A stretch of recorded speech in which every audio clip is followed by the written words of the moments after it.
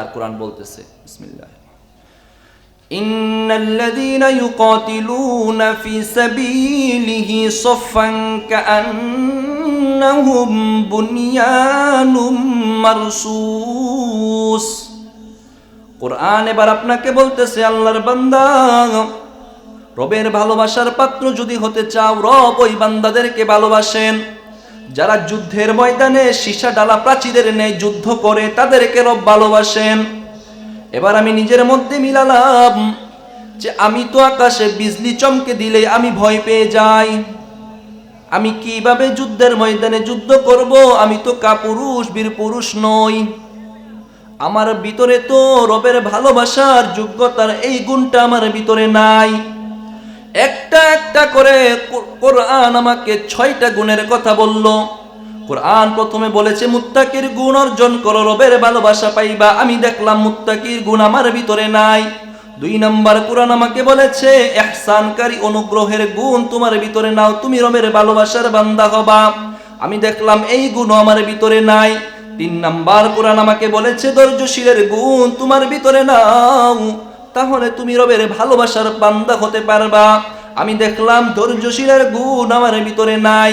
4 নম্বর কোরআন আমাকে বলতেছে আল্লাহর উপর ভরসা করার গুণ তোমার ভিতরে নাও, তাহলে আল্লাহ তোমাকে ভালোবাসবেন।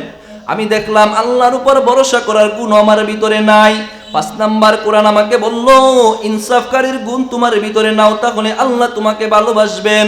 আমি দেখলাম ইনসাফের গুণ আমার ভিতরে নাই। 6 নম্বর কোরআন আমাকে বলল জিহাদের ময়দানে যুদ্ধের ময়দানে সীসা ডালা প্রাচীরের ন্যায় যুদ্ধ করার গুণ তোমার ভিতরে নাও। আমি তো দেখলাম আমি তো একটা কাপুরুষ, যুদ্ধ করার কোনো গুণ আমার ভিতরে নাই।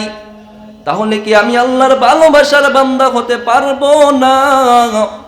কোরআন আমাকে সর্বশেষ বলতেছে নিরাশ হওয়ার কোনো কারণ নাই, তোমার জন্য 2টা গুণ এখনো বাকি আছে, দেখো তোমার সাথে মিলে কিনা। সূরাতুল বাকারার 222 নম্বর আয়াতে আল্লাহ বলেন ইন্নাল্লাহা ইউহিব্বুত তাওয়াবিন ওয়া ইউহিব্বুল মুতাতাহহিরিন। কোরআন বলতেছে আল্লাহর বান্দা সর্বশেষ এমন 2টা গুণ দেখো তোমার মধ্যে আছে কিনা। 1 নম্বর 2টা গুণের একটা হলো ইন্নাল্লাহা ইউহিব্বুত তাওয়াবিন, আল্লাহ তাআলা তওবাকারীদেরকে ভালোবাসেন। ওয়া ইউহিব্বুল মুতাতাহহিরিন, এবং যারা পবিত্র থাকে তাদেরকে ভালোবাসেন। এবার আমি নিজের মধ্যে মিলালাম যে তওবা করার গুণ আমার ভিতরে আছে কিনা। আগের সবগুলা গুণ আমার ভিতরে নাই, আমি নিরাশ হয়ে গিয়েছিলাম। কিন্তু এখন এসে সূরা বাকারার 222 নম্বর আয়াতে আল্লাহ আমার জন্য যে বিধানটা জানিয়ে দিলেন, তওবাকারীকে আল্লাহ ভালোবাসেন, পবিত্র থাকাকে আল্লাহ ভালোবাসেন। আমি আজ থেকে নিয়ত করলাম পিছনে আমার যত গুনাহ হয়ে গেছে আমি সমস্ত গুনাহ থেকে পবিত্র হয়ে আল্লাহর কাছে তওবা করে নিলাম। দেখেন, যদি তওবা করে নেন, তওবা করলেন এখন বসে, এই আয়াত দ্বারা কি বোঝা যায়? তওবাকারীকে আল্লাহ ভালোবাসেন। পিছনে যত গুনাহ হয়ে গেছে গুনাহও মাফ হয়ে গেল, আপনি আল্লাহর ভালোবাসার বান্দাও হয়ে গেলেন। লাভ না লস? লাভ আছে। এজন্যে যে গুণগুলো বলা হলো এগুলো যদি থাকে ভালো, নিজের ভিতরে অর্জন করার চেষ্টা করব। যদি নাও থাকে অন্তত পক্ষে 2টা গুণ আজকে থাকা চাই। সেটা হলো পবিত্রতার গুণ, সর্বক্ষণ পবিত্র থাকা। 2 নম্বর হলো তওবার গুণ, গুনাহ হলে সাথে সাথে তওবা করা। সূরা ফুরকানের মাঝে রবের বান্দার যে গুণাবলী বলা হয়েছিল, ওখানেও বান্দার গুণাবলী কয়েকটা বলার পর বিপরীতে গুনাহ হয়ে গেলে তওবার কথা এসেছে। আর পুরো কোরআনের মাঝে যখন আমি কোরআনকে প্রশ্ন করলাম কি গুণ থাকলে আমি রবের ভালোবাসার বান্দা হতে পারবো, সেখানেও আমি পেলাম ধীরে ধীরে রবের বান্দা হওয়ার নির্দিষ্ট গুণ, যে আমার ভিতরে যদি তওবার গুণ থাকে, পবিত্রতার গুণ থাকে, তাহলে আল্লাহ আমাকে ভালোবাসবেন। এখানে তো আজান 7টাই হবে।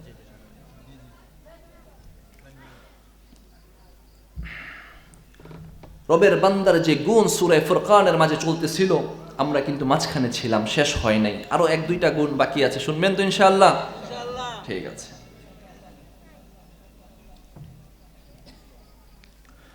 রবের বান্দার 8 নম্বর গুণ অতিবাহিত হয়ে গেছে। সূরা ফুরকানের ৭৩ নম্বর আয়াতে আল্লাহ পাক রব্বুল আলামিন রবের ভালোবাসা, রবের বান্দার ৯ নম্বর গুণ আল্লাহ বর্ণনা করতেছেন। ওয়াইদা যুকিরু বিআয়াতি রাব্বিহিম লাম ইয়াখিরু আলাইহা সুম্মান ওয়া উমিয়ানা। রবের বান্দা হলো তারা, রহমানের বান্দা হলো তারা। রহমানের বান্দা মানে রহমানের প্রকৃত বান্দা তারা।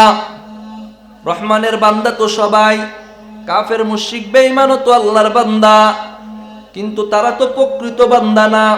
প্রকৃত বান্দা হতে হলে এমন গুণ থাকতে লাগবে, ওয়াল্লাযীনা ইযা যুকিরু বিআয়াতি রাব্বিহিম, যখন তাদের সামনে রবের আলোচনা করা হয়, লাম ইয়াখিরু আলাইহা সুম্মা ওয়া উমিয়ানা, তখন ওই আলোচনার সাথে তারা বধির এবং অন্ধত্বের আচরণ করে না।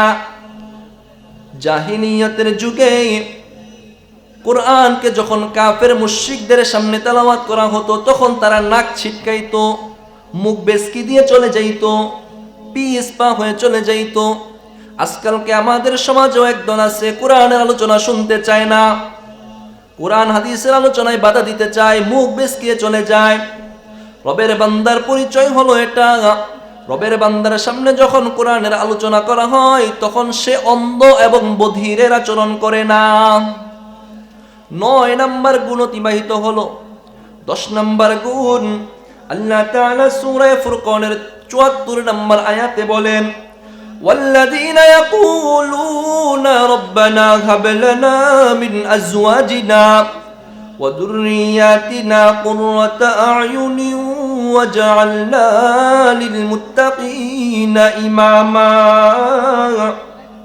রবের বান্দার গুণ হলো তারা, রহমানের বান্দা হলো তারা যারা বলে রব্বানা হাব লানা, যারা দুআর মাঝে আরেকটা দোয়া যারা বলে রব্বানা, ওগো আল্লাহ, হাব লানা মিন আজওয়াজিনা ওয়া যুররিয়াতিনা, আমাদের স্ত্রী এবং আমাদের সন্তানাদিদেরকে কুররাতা আয়ুন, আমাদের চোখের শীতলতা বানান। আমাদের স্ত্রীকে সন্তানাদিকে চোখের শীতলতা আপনি বানান। দেখবেন সারাদিন কাজ করে ঘরে গিয়ে যদি স্ত্রীর চেহারাটা দেখেন, আপনার অন্তর ঠান্ডা। যতই ঝামেলা যাক না কেন, ঘরে গিয়ে যদি আপনার 2 বছরের বাচ্চাটার চেহারার দিকে তাকান, আপনার অন্তরটা ঠান্ডা হয়ে যায়। এজন্যই আল্লাহ বলেছেন, দোয়া করো, রহমানের বান্দার পরিচয় জানিয়ে দিচ্ছি।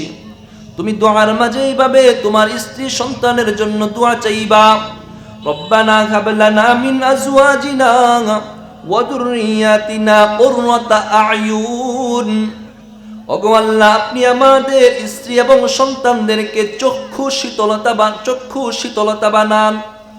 স্ত্রী সন্তানদেরকে চোখের শীতলতা বানান, যেন দেখলেই মন জোড়ায়, দেখলে একটা বিস্কি দেয় এমন না, চোখের শীতলতা। যদি স্ত্রী ভালো হয়, সন্তান দেখে মন জোড়ায়, তাহলে মনটা প্রফুল্ল থাকে। তারপর আল্লাহ বলেন, ওয়াজআলনা লিল মুত্তাকিনা ইমামা, দোয়া করো আল্লাহ আমাদেরকে মুত্তাকিদের ইমাম বানান, নেতা বানান। এতটুকু পর্যন্ত রহমানের বান্দার 10টা পরিচয় গেছে। মাঝে মাঝে রহমানের বান্দা যদি কোনো গুনাহ করে তওবা করে ফিরে আসলে কি পাবে সেটাও গেছে। রহমানের বান্দার এই 10টা গুণ যদি আপনার ভিতরে থাকে, পুরস্কার স্বরূপ আল্লাহ তাআলা 75, 76, 77 নম্বর আয়াতটা নাজিল করে দিয়েছেন। পুরস্কারটা শুনে যান, কি বলেন? পুরস্কার স্বরূপ আল্লাহ জানিয়ে দিচ্ছেন, উলাইকা ইউজাউনাল গুরফাতা বিমা সাবারু, উলাইকা তাদের জন্য, ইউজাউনাল গুরফাতা বিমা সাবারু, তারা যে ধৈর্য ধারণ করেছে, ধৈর্য ধারণের বিনিময়ে জান্নাতে তাদের জন্য এমন বালাখানা হবে, ওয়া ইউলাক্কাউনা ফিহা তাহিয়াতাও ওয়া সালামা, জান্নাতের এই বালাখানার মধ্যে যখন তারা প্রবেশ করবে, জান্নাতের ওই বালাখানার মধ্যে তাদেরকে অভিবাদন দেওয়া হবে সালামের মাধ্যমে। তাদেরকে অভিবাদন দেওয়া হবে কিসের মাধ্যমে? সালামের মাধ্যমে। আল্লাহ তাআলা সূরা জুমারের ৭৩ নম্বর আয়াতে বলেন, তাহিয়াতুহুম ইয়াওমা ইয়ালকাউনাহু সালাম, সূরা আহজাবের মধ্যে আল্লাহ এটা বলেন, সূরা জুমারের মধ্যে আল্লাহ বলেন, ওয়াসিকাল লাযীনা ইত্তাকাউ রাব্বাহুম ইলাল জান্নাতি যুমারা হাত্তা ইযা জাআউহা ওয়া ফুতিহাত আবওয়াবুহা ওয়া ক্বালা লাহুম খাযানাতুহা সালাম। জান্নাতীরা যখন রহমানের বান্দার এই গুণাবলী নিয়ে জান্নাতে প্রবেশ করবে, জান্নাতের দারোগা ফেরেশতা জান্নাতীদেরকে অভিবাদন দিবে সালামের মাধ্যমে। এজন্য সালাম দেওয়ার দরকার আছে না নাই? আছে। সবাই সবাইকে সালাম দিবেন। রহমানের বান্দার পরিচয় গেল, তার জন্য ঠিকানাও জান্নাত। জান্নাতের মধ্যে তাদের জন্য অভিবাদন হবে সালাম, শান্তি। জান্নাতে যাওয়ার পর জান্নাত থেকে আর বের করা হবে নি, আর বের করা হবে না। খালিদিনা ফিহা, জান্নাতে জান্নাতীদেরকে চিরস্থায়ীভাবে তাদেরকে সেখানে থাকতে দেওয়া হবে, তারা সেখানে চিরস্থায়ী হবে। হাসুনাত মুস্তাকাররান ওয়া মুকামা, স্থায়ী এবং অস্থায়ী বাসস্থান হিসাবে জান্নাতটা কতই না আনন্দদায়ক, কতই না ভালো, তাই না? দুনিয়াতেও যদি জান্নাতি সুখ কেউ পায়, এটা ভালো না? ভালো। জান্নাতেও যদি ওই সুখ পায়, ওটাও ভালো। এবার আমাকে একটা উত্তর দেন, আপনি আমি নেক কাজ করি, গুনাহ হয়, জান্নাতে যেতে হলে দুনিয়াটা আল্লাহ আমাদের জন্য পরীক্ষা স্বরূপ বানাইলেন। পরীক্ষার মধ্যে যখন কাউকে প্রশ্ন দেওয়া হয়, প্রশ্ন যখন দেয়, প্রশ্নর মার্ক কত থাকে? 100। কত পাইলে পাস? 33, তাই না? গোল্ডেন এ প্লাস 90 উপরে, ওপরে গেলে এ প্লাস 80। একটা দরজা আছে, মর্তবা আছে, পাস হবেন 33 দুনিয়াতে। এবার বলেন জান্নাতে যেতে হলে কত মার্ক পেতে হবে? 33। 33% নেকি নিয়ে জান্নাতে যেতে পারবেন না? একজনও পারলেন না। জান্নাতে যেতে হলে